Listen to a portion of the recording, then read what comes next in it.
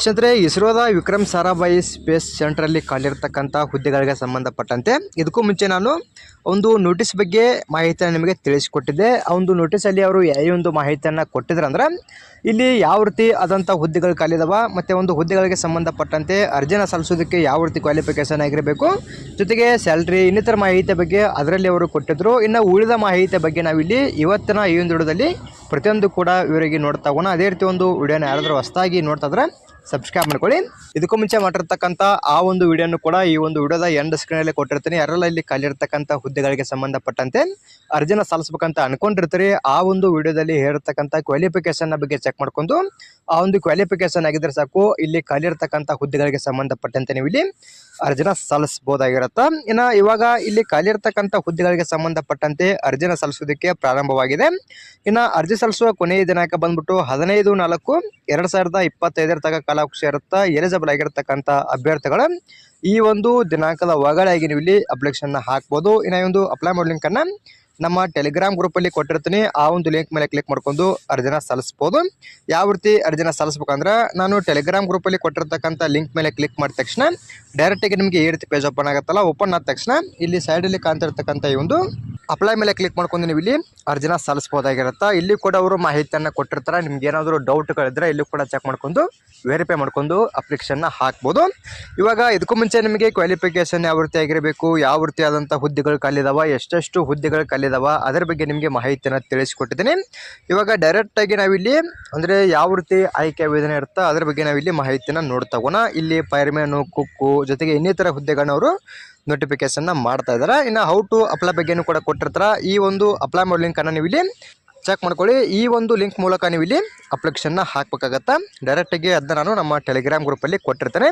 ಇವಾಗ ಮೊದಲಾಗಿ ವಯೋಮಿತಿ ಬಗ್ಗೆ ನೋಡ್ತಾ ಹೋದ್ರೆ ಇಲ್ಲಿ ಪೋಸ್ಟ್ ವೈಸ್ ವಯೋಮಿತಿಯನ್ನು ಕೊಟ್ಟಿರ್ತಾರೆ. ಇದರ ಬಗ್ಗೆ ನಿಮಗೆ ಮಾಹಿತಿಯನ್ನು ತಿಳಿಸಿಕೊಡ್ತೀನಿ. ಇಲ್ಲಿ ಮೊದಲದಾಗಿ ಅಸಿಸ್ಟೆಂಟ್ ಹುದ್ದೆಗೆ ಸಂಬಂಧಪಟ್ಟಂತೆ ಕನಿಷ್ಠವಾಗಿ ಅಂದರೆ ಅವರು ಡೈರೆಕ್ಟಾಗಿ ಒಂದು ಕ್ಯಾಟಗರಿ ವೈಸ್ ಕೊಟ್ಟಿರ್ತಾರೆ ವಯೋಮಿತಿಯನ್ನು. ಇಲ್ಲಿ ಅಸಿಸ್ಟೆಂಟ್ ಹುದ್ದೆಗೆ ಸಂಬಂಧಪಟ್ಟಂತೆ 28 ವರ್ಷದ ಒಳಗಡೆ ಇರತಕ್ಕಂಥವ್ರು ಅಪ್ಲಿಕೇಶನ್ನ ಹಾಕ್ಬೋದು. ಇನ್ನು OBC ಅವರು ಏನಾದರೂ ಈ ಒಂದು ಹುದ್ದೆಗೆ ಸಂಬಂಧಪಟ್ಟಂತೆ ಅರ್ಜಿನ ಸಲ್ಲಿಸ್ತಾ ಇದ್ರೆ 31 ವರ್ಷದ ಒಳಗಡೆ ಇರತಕ್ಕಂಥವ್ರು ಅಪ್ಲಿಕೇಶನ್ನ ಹಾಕ್ಬೋದು.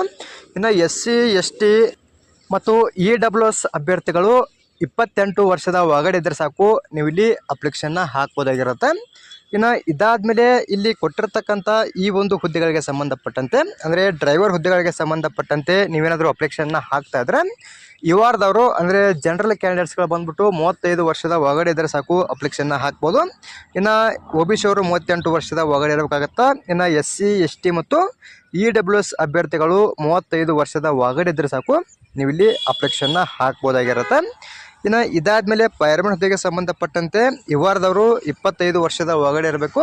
ಇನ್ನು ಇದಾದಮೇಲೆ ಇಲ್ಲಿ OBC ಅವರು ಕೂಡ 25 ವರ್ಷ ಅಂದರೆ ಎಲ್ಲ ಈ ಒಂದು ಫೈರ್ಮನ್ ಹುದ್ದೆಗೆ ಸಂಬಂಧಪಟ್ಟಂತೆ ಅರ್ಜಿನ ಸಲ್ಲಿಸುವವರು ಪ್ರತಿಯೊಬ್ಬರು ಕೂಡ ಇಲ್ಲಿ 25 ವರ್ಷದ ಒಳಗಡೆ ಇದ್ದರೂ ಮಾತ್ರ ಅಪ್ಲಿಕೇಶನ್ನ ಹಾಕೋದಕ್ಕೆ ಅವಕಾಶ ಇರುತ್ತೆ. ಇನ್ನು ಕುಕ್ ಹುದ್ದೆಗೆ ಸಂಬಂಧಪಟ್ಟಂತೆ ಇಲ್ಲೂ ಕೂಡ 35 ವರ್ಷದ ಒಳಗಡೆ ಇರತಕ್ಕಂಥವ್ರು ಅಪ್ಲಿಕೇಶನ್ನ ಹಾಕ್ಬೋದಾಗಿರುತ್ತೆ. ನೀವು ಇಲ್ಲಿ ಯಾವೊಂದು ಹುದ್ದೆಗೆ ಸಂಬಂಧಪಟ್ಟಂತೆ ಅರ್ಜಿನ ಸಲ್ಲಿಸ್ಬೇಕಂತ ಅನ್ಕೊಂಡಿರ್ತೀರಿ, ನಿಮ್ಮ ಕ್ಯಾಟಗರಿ ಯಾವುದಿರುತ್ತೋ ಆ ಒಂದು ಕ್ಯಾಟಗರಿಗೆ ಸಂಬಂಧಪಟ್ಟಂತೆ ಇಲ್ಲಿ ಕೊಟ್ಟಿರ್ತಕ್ಕಂಥ ವಯೋಮಿತಿಯನ್ನು ಚೆಕ್ ಮಾಡ್ಕೊಂಡು ನಿಮ್ದೇನಾದರೂ ವಯೋಮಿತಿ ಬಂದ್ರೆ ಅಪ್ಲಿಕೇಶನ್ನ ಹಾಕ್ಬೋದು. ಜೊತೆಗೆ ಕ್ವಾಲಿಫಿಕೇಷನ್ ಬಗ್ಗೆನೂ ಕೂಡ ಇದಕ್ಕೂ ಮುಂಚೆ ನಾನು ತಿಳಿಸಿಕೊಟ್ಟಿದ್ದೀನಿ, ಅದರ ಬಗ್ಗೆನೂ ಕೂಡ ಚೆಕ್ ಮಾಡ್ಕೊಳ್ಳಿ. ಇನ್ನು ಇವಾಗ ಡೈರೆಕ್ಟಾಗಿ ನಾವಿಲ್ಲಿ ಆಯ್ಕೆ ವಿಧಾನದ ಬಗ್ಗೆ ಮಾಹಿತಿನ ನೋಡ್ತಾ ಹೋಗೋಣ. ಇಲ್ಲಿ ಯಾವ ರೀತಿ ಆಯ್ಕೆ ವಿಧಾನವನ್ನು ಮಾಡ್ಕೋತಾರೆ ಅಂದ್ರೆ ಒಂದು ಪೋಸ್ಟ್ ವೈಸ್ ಅವರು ಅದರ ಬಗ್ಗೆ ಮಾಹಿತಿಯನ್ನು ಕೊಟ್ಟಿರ್ತಾರೆ. ಇಲ್ಲಿ ಮೊದಲದಾಗಿ ಅಸಿಸ್ಟೆಂಟ್ ಹುದ್ದೆಗೆ ಸಂಬಂಧಪಟ್ಟಂತೆ ರಿಟನ್ ಟೆಸ್ಟು ಮತ್ತು ಸ್ಕಿಲ್ ಟೆಸ್ಟ್ ಇರುತ್ತೆ. ಇಲ್ಲಿ ಮೇಲ್ಗಡೆನೂ ಕೂಡ ಕೊಟ್ಟಿದ್ದಾರೆ, ಚೆಕ್ ಮಾಡ್ಕೊಳ್ಳಿ. ಇನ್ನು ನಿಮಗೆ ರಿಟನ್ ಟೆಸ್ಟ್ ಮತ್ತು ಸ್ಕಿಲ್ ಟೆಸ್ಟ್ ಬಗ್ಗೆ ಇನ್ನೂ ಹೆಚ್ಚಿನದಾಗಿರ್ತಕ್ಕಂಥ ಮಾಹಿತಿ ಬೇಕಿದ್ರೆ ಇಲ್ಲಿ ಕೆಳಗಡೆನೂ ಕೂಡ ಕೊಟ್ಟಿರ್ತಾರೆ, ಇಲ್ಲೂ ಕೂಡ ನೀವು ಚೆಕ್ ಮಾಡ್ಕೋಬೋದು. ಇದು ಈ ಒಂದು ಹುದ್ದೆಗೆ ಸಂಬಂಧಪಟ್ಟಂತೆ ಆಯಿತು. ಇನ್ನು ಇದಾದಮೇಲೆ ಇಲ್ಲಿ ಲೈಟ್ ವೆಹಿಕಲ್ ಡ್ರೈವರ್ ಮತ್ತು ಹೆವಿ ವೆಹಿಕಲ್ ಡ್ರೈವರ್ ಹುದ್ದೆಗಳಿಗೆ ಸಂಬಂಧಪಟ್ಟಂತೆ ಅರ್ಜಿನ ಸಲ್ಲಿಸ್ತಾ ಇದ್ರೆ ಯಾವ ರೀತಿ ಆಯ್ಕೆಯನ್ನು ಮಾಡ್ಕೋತಾರೆ ಅಂದ್ರೆ ಅವರು ಇಲ್ಲಿ ಕೂಡ ಮೊದಲದಾಗಿ ರಿಟನ್ ಟೆಸ್ಟ್ ಇರುತ್ತೆ. ರಿಟನ್ ಟೆಸ್ಟಲ್ಲಿ ಕ್ವಾಲಿಫೈಡ್ ಆದಮೇಲೆ ಸ್ಕಿಲ್ ಟೆಸ್ಟ್ ಮೂಲಕ ಅವರು ಆಯ್ಕೆಯನ್ನು ಮಾಡ್ಕೊಳ್ತಕ್ಕಂಥದ್ದು. ಇದು ಕೂಡ ಯಾವ ರೀತಿ ಒಂದು ಎಕ್ಸಾಮಿನೇಷನ್ ಇರುತ್ತೆ ಮತ್ತು ಯಾವ ರೀತಿ ಒಂದು ಸ್ಕಿಲ್ ಟೆಸ್ಟ್ ಇರುತ್ತೆ, ಅದರ ಬಗ್ಗೆಯೂ ಕೂಡ ಮಾಹಿತಿಯನ್ನು ಕೊಟ್ಟಿರ್ತಾರೆ. ನೀವೇನಾದರೂ ಡ್ರೈವರ್ ಹುದ್ದೆಗೆ ಸಂಬಂಧಪಟ್ಟಂತೆ ಅರ್ಜಿನ ಸಲ್ಲಿಸ್ತಾ ಇದ್ರೆ ಇಲ್ಲಿ ಮೇಲ್ಗಡೆ ಕೊಟ್ಟಿರ್ತಕ್ಕಂಥ ಮಾಹಿತಿಯನ್ನು ಚೆಕ್ ಮಾಡ್ಕೊಳ್ಳಿ. ಇನ್ನು ಇದಾದಮೇಲೆ ಇಲ್ಲಿ ಸಪರೇಟಾಗಿ ಸಿಲೆಬಸ್ ಬಗ್ಗೆನೂ ಕೂಡ ಕೊಟ್ಟಿರ್ತಾರೆ. ಡ್ರೈವರ್ ಹುದ್ದೆಗೆ ಸಂಬಂಧಪಟ್ಟಂತೆ ಇಲ್ಲೂ ಕೂಡ ನೀವು ಚೆಕ್ ಮಾಡ್ಕೊಳ್ಬೋದು. ಇನ್ನೂ ಹೆಚ್ಚಿನದಾಗಿರ್ತಕ್ಕಂಥ ಮಾಹಿತಿಗಳು ಬೇಕಿದ್ರೆ. ಇನ್ನು ನೀವೇನಾದರೂ ಫೈರ್ಮ್ಯಾನ್ ಹುದ್ದೆಗೆ ಸಂಬಂಧಪಟ್ಟಂತೆ ಅರ್ಜಿನ ಸಲ್ಲಿಸ್ತಾದ್ರೆ ಇಲ್ಲಿ ಫಿಸಿಕಲ್ಗೆ ಸಂಬಂಧಪಟ್ಟಂತೆ ಮಾಹಿತಿಯನ್ನು ಕೊಟ್ಟಿರ್ತಾರೆ. ಅಂದರೆ ನೀವು ಇಲ್ಲಿ 10th ಪಾಸ್ ಆಗಿರಬೇಕು, ಜೊತೆಗೆ ಫಿಸಿಕಲಿ ಫಿಟ್ ಆಗಿ ಕೂಡ ಇರಬೇಕು ಈ ಒಂದು ಹುದ್ದೆಗೆ ಅರ್ಜಿನ ಸಲ್ಲಿಸುವುದಕ್ಕೆ. ಅದಕ್ಕೋಸ್ಕರ ಇಲ್ಲಿ ಅವರು ಒಂದು ಹೈಟು ಮತ್ತು ಮೆಡಿಕಲ್ ಬಗ್ಗೆ ಮಾಹಿತಿಯನ್ನು ಕೊಟ್ಟಿರ್ತಾರೆ. ಅದ್ರ ಬಗ್ಗೆ ನಾವಿಲ್ಲಿ ನೋಡ್ತಾ ಹೋಗೋಣ. ಇಲ್ಲಿ ಜನರಲ್ಲು ಒಬಿಸಿಯವರಿಗೆ ಸಂಬಂಧಪಟ್ಟಂತೆ ಮಾಹಿತಿಯನ್ನು ಕೊಟ್ಟಿರ್ತಾರೆ. ಇಲ್ಲಿ ಹೈಟ್ ಬಂದ್ಬಿಟ್ಟು 165 ಸೆಂಟಿಮೀಟರ್ ಹೈಟ್ ಬೇಕು ಈ ಒಂದು ಕ್ಯಾಟಗರಿ ಅವರಿಗೆ. ಇನ್ನು ಮಹಿಳಾ ಅಭ್ಯರ್ಥಿಗಳಿಗೆ ಸಂಬಂಧಪಟ್ಟಂತೆ ಮತ್ತು ಟ್ರಾನ್ಸ್ಜೆಂಡರ್ ಅವರಿಗೆ ಸಂಬಂಧಪಟ್ಟಂತೆ 155 ಸೆಂಟಿಮೀಟರ್ ಹೈಟ್ ಬೇಕು. ಇನ್ನು SC ST ಅವರಿಗೆ ಸಂಬಂಧಪಟ್ಟಂತೆ 160 ಸೆಂಟಿಮೀಟರ್ ಇದ್ದರೆ ಸಾಕು, ನೀವು ಇಲ್ಲಿ ಅಪ್ಲಿಕೇಶನ್ನ ಹಾಕೋದಾಗಿರುತ್ತೆ. ಇನ್ನು ಇದಾದಮೇಲೆ ವೇಟ್ ಬಂದ್ಬಿಟ್ಟು ಕನಿಷ್ಠವಾಗಿ 50 kg ಇರಲೇಬೇಕು. ಇನ್ನು SC ಮತ್ತು ST ಅವರಾಗಿದ್ದರೆ 46 kg ಬೇಕು. ಇನ್ನು ಮಹಿಳಾ ಅಭ್ಯರ್ಥಿಗಳಿಗೆ 43 kg ಅಂತೂ ವೇಟ್ ಅಂತೂ ಇಲ್ಲಿ ಇರಲೇಬೇಕಾಗತ್ತೆ. ಇನ್ನು ಚೆಸ್ಟ್ ಬಗ್ಗೆನೂ ಕೂಡ ಕೊಟ್ಟಿದ್ದಾರೆ. ಚೆಸ್ಟ್ ಬಂದ್ಬಿಟ್ಟು ನಾರ್ಮಲ್ ಆಗಿ 81 ಸೆಂಟಿಮೀಟರ್ ಇರಬೇಕು ಜನರಲ್ಲು ಒಬಿಸಿಯವರಿಗೆ. ಇನ್ನು ಎಕ್ಸ್ಪೆನ್ಷನ್ ಮಾಡಿದ್ಮೇಲೆ 5 ಸೆಂಟಿಮೀಟರ್ ಚೆಸ್ಟ್ ಕೂಡ ನಿಮ್ದು ಇಲ್ಲಿ ಎಕ್ಸ್ಪೆನ್ಷನ್ ಆಗಬೇಕಾಗತ್ತೆ. ಇನ್ನು SC ಮತ್ತು ST ಅವರಿಗೆ ಸಂಬಂಧಪಟ್ಟಂತೆ ನಾರ್ಮಲ್ ಆಗಿ 76 ಸೆಂಟಿಮೀಟರ್ ಬೇಕು. ಎಕ್ಸ್ಪೆನ್ಷನ್ ಮಾಡಿದ್ಮೇಲೆ 81 ಸೆಂಟಿಮೀಟರ್ ತನಕ ಚೆಸ್ಟು ಕೂಡ ಬೇಕಾಗ್ತದೆ. ಇನ್ನು ಚೆಸ್ಟ್ ಎಕ್ಸ್ಪೆನ್ಷನ್ನು ಕೂಡ ಇಲ್ಲಿ ಕೆಳಗಡೆ ಕೊಟ್ಟಿರ್ತಾರೆ, ಅಲ್ಲೂ ಕೂಡ ನೀವು ಚೆಕ್ ಮಾಡ್ಕೋಬೋದು. ಇನ್ನು ಇಲ್ಲಿ ಒಂದು ವಿಷನ್ ಬಗ್ಗೆನೂ ಕೂಡ ಕೊಟ್ಟಿದ್ದಾರೆ. ಇಲ್ಲಿ ಕೂಡ ನೀವು ಒಂದು ಮೆಡಿಕಲ್ಗೆ ಸಂಬಂಧಪಟ್ಟಂತೆ ಮಾಹಿತಿಯನ್ನು ಚೆಕ್ ಮಾಡ್ಕೋಬೋದಾಗಿರುತ್ತೆ.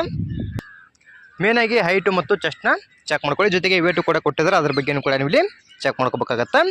ಇನ್ನು ಇಲ್ಲಿ ಮೊದಲದಾಗಿ ಯಾವ ರೀತಿ ಒಂದು ಎಕ್ಸಾಮ್ ಇರುತ್ತೆ ಅಂದ್ರೆ ಇಲ್ಲಿ ಅಪ್ಲೋಡಿಂಗ್ ಪ್ರಿಲಿಮಿನರಿ ಮೆಡಿಕಲ್ ಎಕ್ಸಾಮಿನೇಷನ್ ಅಂತ ಕೊಟ್ಟಿರ್ತಾರೆ. ಅಂದರೆ ನೀವು ಇಲ್ಲಿ ಅಪ್ಲಿಕೇಶನ್ ಹಾಕುವಾಗ ಆ ಒಂದು ಸರ್ಟಿಫಿಕೇಟನ್ನು ಅಪ್ಲೋಡ್ ಮಾಡ್ಕೋಬೇಕು. ಇಲ್ಲಿ ಹೊಡೆದು PME ಸರ್ಟಿಫಿಕೇಟ್ ಅಂತ ಕೊಟ್ಟಿರ್ತಾರಲ್ಲ, ಈ ಒಂದು ಸರ್ಟಿಫಿಕೇಟನ್ನು ನೀವು ಇಲ್ಲಿ ಆನ್ಲೈನ್ ಮೂಲಕ ಅರ್ಜಿನ ಸಲ್ಲಿಸುವಾಗ ಅಪ್ಲೋಡ್ ಮಾಡಬೇಕಂತ ಅವರು ಮಾಹಿತಿಯನ್ನು ಕೊಟ್ಟಿರ್ತಾರೆ.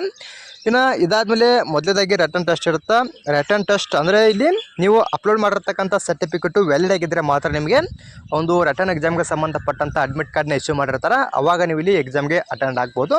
ಇನ್ನು ಎಕ್ಸಾಮಲ್ಲಿ ಕ್ವಾಲಿಫೈಡ್ ಆದಮೇಲೆ ನೆಕ್ಸ್ಟ್ ಫಿಸಿಕಲ್ ಇರುತ್ತೆ. ಫಿಸಿಕಲ್ಗೆ ಸಂಬಂಧಪಟ್ಟಂತೆ ಮಾಹಿತಿಯನ್ನು ಮೇಲ್ಗಡೆ ತಿಳಿಸ್ಕೊಟ್ಟಿದ್ದೀನಿ. ಇನ್ನು ರನ್ನಿಂಗನ್ನು ಕೂಡ ಇರುತ್ತೆ. ಇಲ್ಲಿ ಪುರುಷ ಅಭ್ಯರ್ಥಿಗಳಿಗೆ ಸಂಬಂಧಪಟ್ಟಂತೆ 1500 ಮೀಟರ್ ರನ್ನಿಂಗನ್ನು ನೀವು ಇಲ್ಲಿ 7 ನಿಮಿಷದಲ್ಲಿ ಕಂಪ್ಲೀಟ್ ಮಾಡಬೇಕು. ಇದು 40 ವರ್ಷದ ಒಳಗಡೆ ಇರ್ತಕ್ಕಂಥವ್ರು.